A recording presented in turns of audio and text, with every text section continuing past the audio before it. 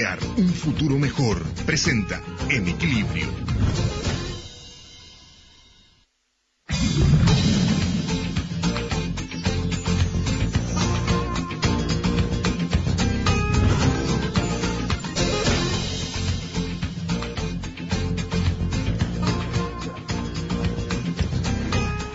Muy buenos días, bienvenidos a un nuevo capítulo de En Equilibrio. Los que nos han seguido ya durante las semanas anteriores saben que el propósito fundamental de este programa es generar conciencia e instalar en la opinión pública la importancia de contar con culturas organizacionales virtuosas. No somos los únicos, afortunadamente. Existen otras entidades que han estado trabajando intensamente en esto. Una de ellas es la Fundación Carlos Vial Espantoso, que tiene desde el año 2000 el premio Carlos Vial Espantoso para las empresas que tengan las mejores prácticas laborales, de relaciones laborales. Para conversar de este y otros temas, nos acompañan hoy día Carlos Portales. Buenos días, Carlos. Hola, buenos días. ¿Cómo estás? Muchas gracias por la invitación. Muy bien, gracias. Bienvenido. Y como siempre también, nuestros panelistas y amigos ya de la casa, Francisco Armanet. ¿Cómo estás, Sergio? Gracias. Bienvenido, Francisco. Gracias. Y Rodrigo Garib. Hola, Sergio. ¿Cómo estás, Rodrigo? ¿Y tú? Bien, bien. Gracias. Carlos, como tú sabes, y ya forma parte de tu quehacer importante, tú eres experto en relaciones laborales, estás a cargo de la cátedra Fundación Carlos Vial Espantoso, Universidad Católica, eres director del Magíster en Recursos Humanos, eres un experto en relaciones laborales. ¿Qué importancia, por qué y cómo son las empresas que tienen lo que nosotros llamamos en este programa culturas organizacionales virtuosas? Es decir, aquellas que hacen de las relaciones laborales una ventaja competitiva. Mira, yo creo que estas empresas que tú mencionas primero tomaron una definición respecto a otras empresas de sus sectores, que es poner a la persona en el centro de su modelo de negocio. O sea, y esa definición que yo llamo la filosofía, antes de entrar a hablar de las prácticas, de políticas específicas, el empresario, los ejecutivos tomaron la decisión de decir, mira, aquí la persona tiene que estar al centro del modelo de negocio, y eso después tiene una serie de consecuencias respecto a cómo vamos a gestionar las personas, cómo vamos a pagar, cómo vamos a evaluar, cómo nos vamos a relacionar, qué tipo de liderazgo vamos a tener en las empresas. Y eso, además, ya sea porque hay una convicción valórica del fundador, del empresario, del ejecutivo, o porque hay una mirada, llamémosla práctica, directamente. Perfecto. Es decir, aquí tenemos que buscar la productividad, y la productividad no la podemos encontrar si no es a través de una buena relación con las personas. Si hoy día las compañías compiten por cultura. Las marcas no son otra cosa que la cultura que hay detrás de esas marcas. Y por lo tanto, los empresarios, los ejecutivos dicen, bueno, construyamos una cultura en que las personas estén al centro y eso se traspase al producto, al servicio que vendemos. Y por lo tanto ahí estamos hablando de cómo combinamos productividad, cómo combinamos equidad al interior de las organizaciones, cómo combinamos reputación corporativa, y eso es parte también de las prácticas que van surgiendo en esta empresa, que buscan reputación corporativa, y cómo buscamos también, ¿no es cierto?, un equilibrio, a propósito del nombre de este programa, entre todas estas variables, que al final es lo que le da sostenibilidad a la empresa, ¿no es cierto? Y en tu experiencia y sobre todo en tu rol de jurado del premio Carlos Vial Espantoso, el que ya vamos a conversar, que justamente busca reconocer empresas que tienen esta visión, y no solamente visión, sino que además la concretan en práctica. Sí. ¿Qué tan generalizado está esta toma de conciencia, te diría que es lo más importante de parte de los empresarios, de que pueden competir y ser más productivos con una cultura de este tipo? Porque la historia nos indica que era distinto. O sea, antes era como que la visión era desde el control, desde tal vez temas mucho más, una relación distinta. Mira, yo quiero mirar el vaso medio lleno. Hay personas que tienen una visión bastante crítica de cuál es el estado de las cosas en las empresas chilenas. Pero yo lo que hago, dirijo un equipo en la Universidad Católica, en la Escuela de Administración, que visitamos las empresas. Yo creo que es el único premio en esta materia en que, además de la información que nos envían las empresas, vamos a terreno. Estamos un día completo en cada una de las empresas, hablando con el empresario, con los gerentes de recursos humanos, con los trabajadores, dirigentes sindicales, y ahora, muy importante también, estamos hablando con las empresas contratistas. Porque la empresa hoy día, las fronteras se amplían y van mucho más allá de la propia empresa, sino que hay que pensar en los contratistas. Entonces, elaboramos un informe que se lo presentamos al jurado, que es un jurado bastante diverso, amplio, empresarios, gente del mundo político, gente del mundo sindical. Y ahí lo que yo te diría es que hemos visto un progreso, hemos visto que las empresas van avanzando en este modelo que estamos hablando, de buscar la productividad a través de un modelo centrado en la persona, a través de un modelo centrado en la búsqueda de las buenas relaciones hacia afuera, y también con un elemento que quizás no mencioné antes, el tema de la confianza, cómo vamos desarrollando relaciones de confianza al interior de la organización. Y también lo digo, mi diagnóstico es más bien positivo, en el sentido que vemos una serie de empresas que salen en los medios que tienen malas prácticas, pero vamos viendo un conjunto importante de empresas que van avanzando en este modelo que estoy hablando, y en el mundo PYME también. Este va a ser el segundo año en que se tiene lugar el premio PYME, que ya son para empresas de menor tamaño, y vemos una enorme cantidad de empresas, postulan más de 200 empresas al premio cada año, y vamos viendo que estas prácticas que uno diría, bueno, es más factible encontrarlas en la gran empresa, hay recursos, hay una visión tal vez más amplia, pero también lo estamos viendo en las empresas pequeñas y medianas, lo cual nos da, al menos a mí me da un diagnóstico positivo de cómo estamos avanzando en Chile. O sea, la tendencia a la opción es positiva, claramente positiva. Así es. Rodrigo, ¿tú compartes la visión? ¿Crees que en esto de la valoración por la cultura, por el tipo de relación, es algo que va increciendo positivamente?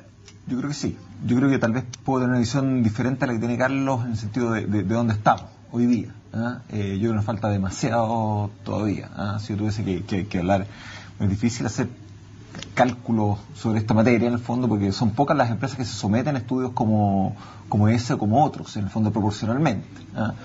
Pero yo te diría que todavía la gran mayoría no, creo yo, no entiende la importancia de poner a las personas como el centro en las organizaciones.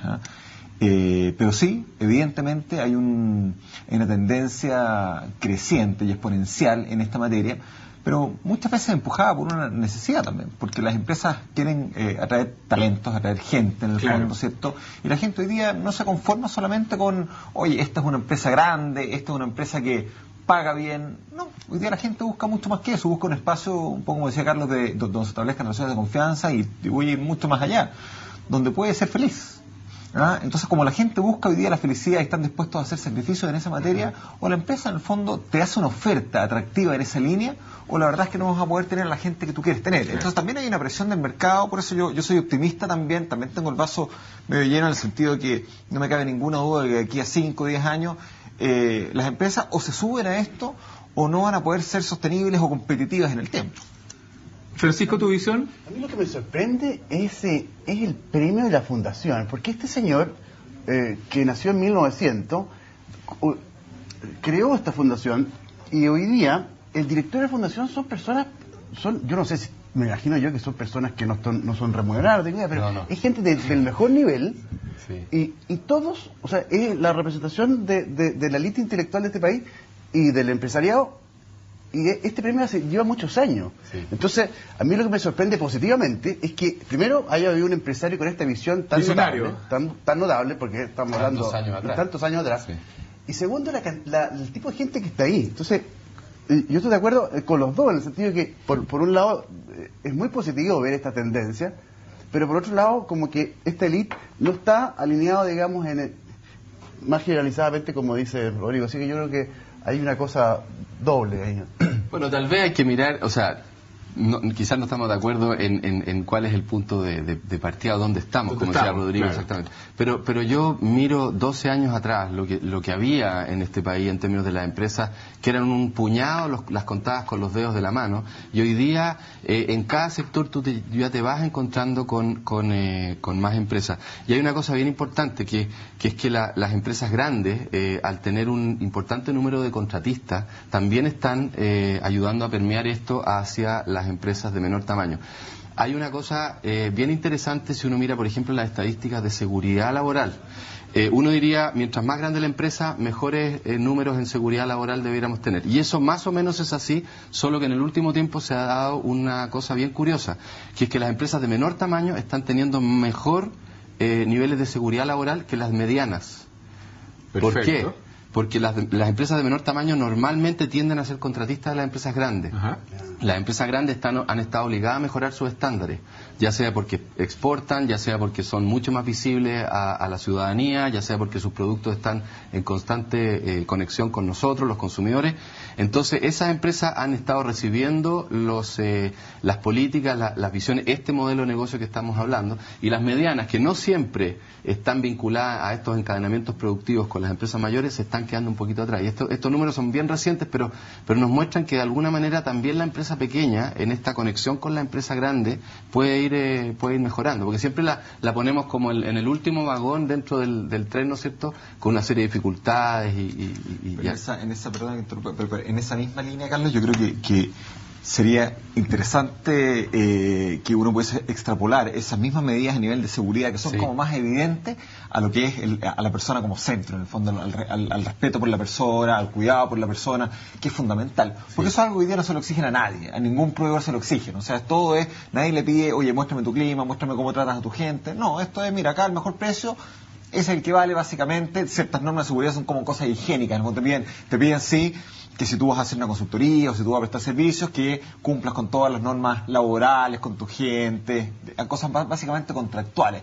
Pero realmente preocuparse, yo voy a trabajar contigo y te seleccioné como proveedor, porque tú eres una empresa que establece buenas relaciones con tu gente y eso me da garantía de lo que tú me vas a ofrecer a mí es algo bueno, es algo sólido, algo permanente en el tiempo. Eso no se da, eso falta mucho y creo que hay buenas iniciativas, hay pequeños indicios de empresas grandes en el fondo a nivel mundial, y te puedo nombrar un ejemplo como Coca-Cola en el fondo, que están un poco más en esa línea, y eso ayudaría mucho a generar un cambio importante. Tengo un matiz respecto a eso, pero parece que hay una música. Te propongo una cosa, veamos el matiz a la vuelta de esta primera pausa comercial. Volvemos en un minuto.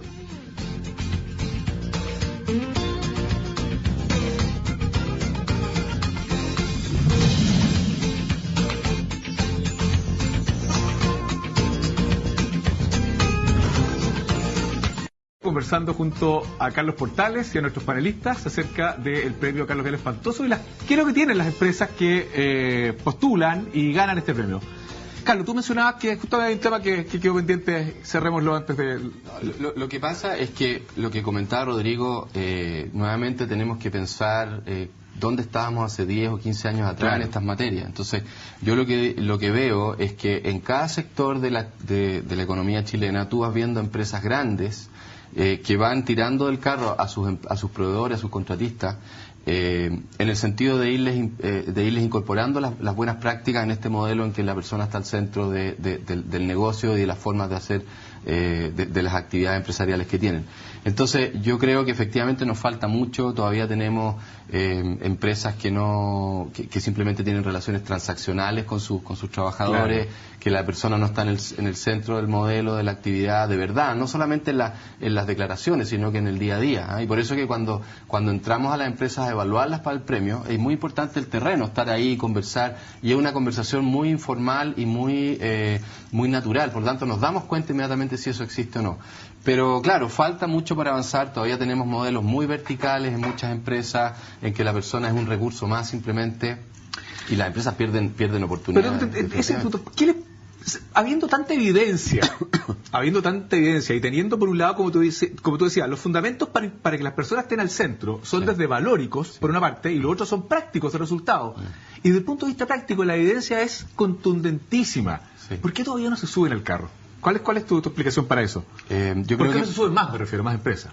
Yo creo que por dos razones. Uno, porque sí, en relación a lo que decía Rodrigo, sí creo que todavía tenemos una mirada muy de corto plazo en un número significativo de empresas.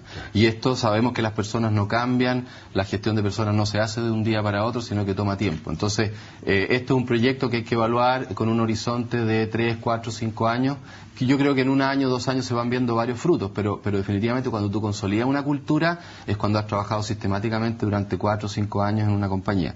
Segundo, porque esto es un tema sistémico. No es solo implementar una práctica. Hay empresarios que me dicen, no, lo que pasa es que implementé un nuevo sistema de incentivos y no me funcionaron. Claro, ¿cómo le va a funcionar un sistema de incentivos si usted no lo incorpora con una capacitación? Yo le puedo pedir al trabajador que logre un altísimo nivel de producción, y se va a ganar un bono muy interesante, pero si no le doy capacitación, imposible que lo logre. ¿Qué selección hago? cuáles son los recursos con los que cuenta esa persona, cuál es la organización interna, los niveles de comunicación entre la jefatura y esa persona para lograr objetivos. Entonces, sistema. Y el sistema sabemos que es muy complicado de ir montando, de ir armando, y por eso que algunas empresas o muchas empresas todavía no se animan. Carlos, ¿qué buscan cuando ustedes evalúan para el premio? ¿Qué buscan? ¿Qué es lo que tienen? ¿Qué características tienen? Esto seamos lo más claro y didáctico posible, cosa que nuestros espectadores puedan darse cuenta de cómo huele una empresa, digamos, que tiene una buena cultura. Súper simple. Mira, ¿cuál es el buque?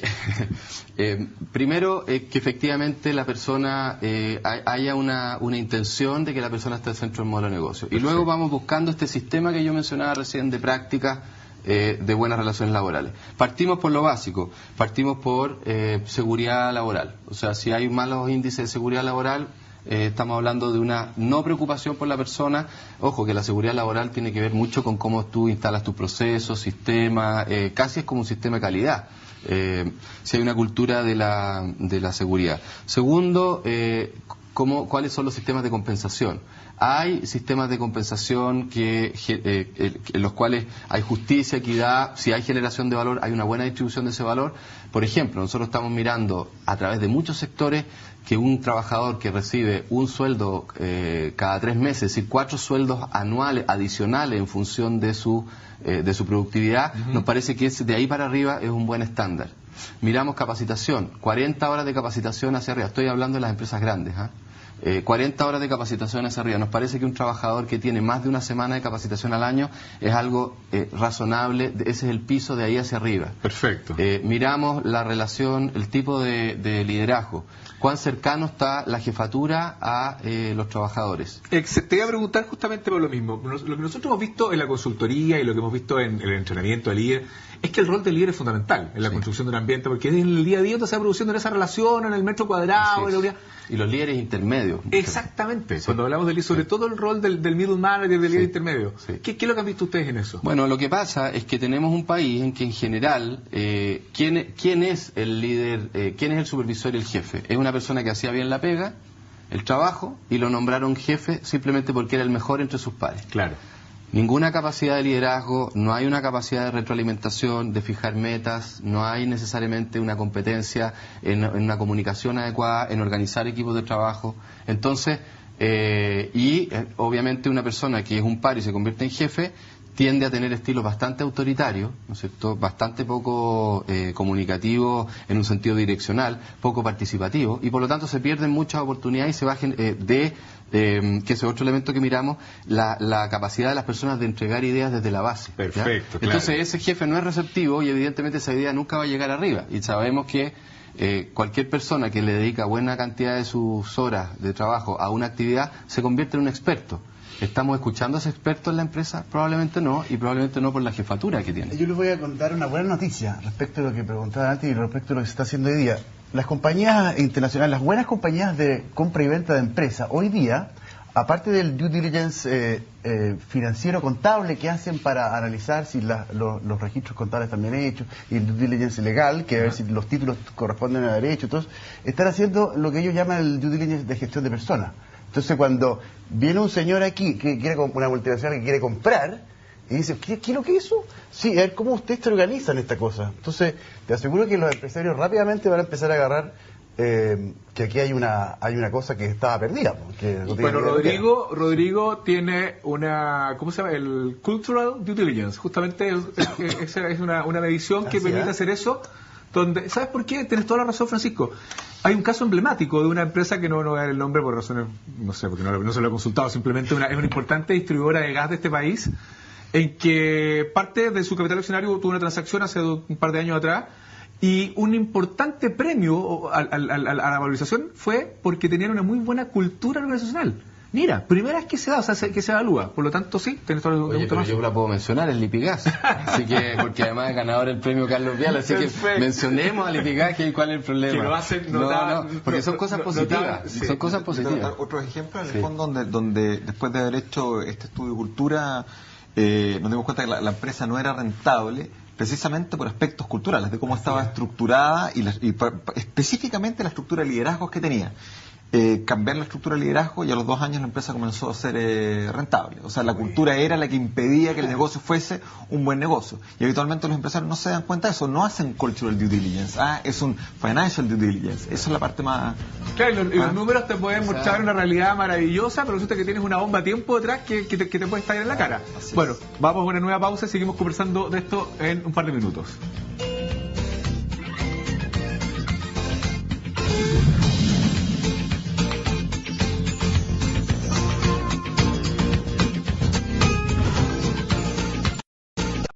En el último bloque de En Equilibrio. Conversamos en el anterior sobre la importancia de las culturas organizacionales como ventaja competitiva y veíamos que incluso algunas empresas, Francisco nos comentaba que ya estaban empezando a hacer auditorías culturales en sus procesos de venta o organización de la empresa. Y Carlos nos mencionaba el caso de Lipigas, que yo con respeto por todo el cariño que le tengo a la empresa, sin haberlo consultado, no había querido mencionarlo, pero como es tan positivo, lo mencionamos expresamente, que ellos habían tenido una valorización muy importante, justamente fruto de que tienen una cultura notable, que la han trabajado muy muy bien. ¿Cómo estamos en esa línea? El tema es ¿por qué? ¿Por qué se obtiene esa ventaja? Quiero mencionar un punto sobre eso, porque... Hay un estudio de un grupo de comunicaciones, Abbas Media, que se hace a través de todo el mundo, que la pregunta es ¿cuáles de las marcas con las que están presentes son significativas? Es decir, dejan una huella significativa en las personas. Y, del 100% de las marcas conocidas, tanto que llegan a consumidor final como B2B, digamos, negocio a negocio, el 30% de las marcas son significativas, es decir, si la empresa desaparece, a alguien le importa. El 70% del resto de las compañías o da lo mismo, o son incluso empresas negativas que te destruyen valor como consumidor o como empresa que contrata esos servicios. Ojalá desaparezcan, dice la gente.